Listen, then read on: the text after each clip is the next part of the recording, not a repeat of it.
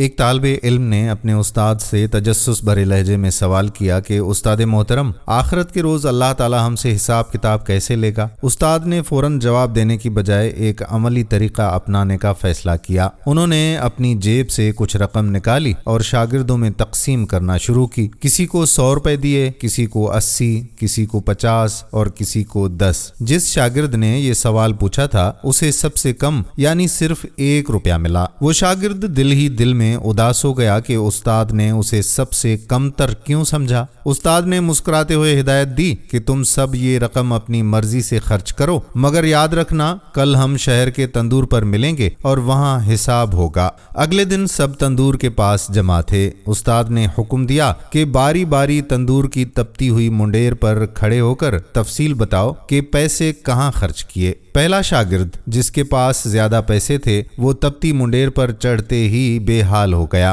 گرمی کی وجہ سے اس کے پاؤں جل رہے تھے اور وہ لڑکھڑاتی زبان سے بتا رہا تھا، 10 کا آٹا لیا، 20 کے پھل خریدے، 15 کی مٹھائی۔ اسے طویل حساب دینے میں کافی وقت لگا اور جب وہ نیچے اترا تو نڈھال ہو چکا تھا، اور اسی طرح باقی لڑکے بھی اپنی باری پر تپش جھیلتے رہے اور پائی پائی کا حساب دیتے رہے۔ آخر میں اس شاگرد کی باری آئی جسے صرف 1 روپیہ ملا تھا۔ وہ تیزی سے اوپر چڑھا اور مسکراتے ہوئے بولا، استاد جی، میں نے 1 روپے کا نمک خریدا تھا۔ یہ کہہ کر وہ فوراً نیچے اتر آیا۔ نہ اسے پسینہ آیا اور نہ ہی اس کے پاؤں تپش سے زخمی ہوئے۔ اس موقع پر استاد نے سب کو نصیحت کرتے ہوئے فرمایا کہ بچوں، یہی قیامت کے دن کی حقیقت ہے۔ اللہ جس کو جتنا زیادہ مال و متاع اور نعمتیں عطا کرتا ہے اس کا حساب بھی اتنا ہی طویل کڑا ہوتا ہے۔ جس کے پاس جتنا کم بوجھ ہوگا وہ اتنی ہی جلدی پلسرات پار کر لے گا۔ وہ شاگرد جو پہلے رنجیدہ تھا اب اپنی قسمت پر ناز کر رہا تھا کہ اس کا حساب کتنا مختصر رہا۔ بے شک اللہ کی حکمتیں وہی بہتر جانتا ہے۔ اللہ ہمیں اس دن کی سختی سے بچائے اور ہمارا حساب آسان فرمائے،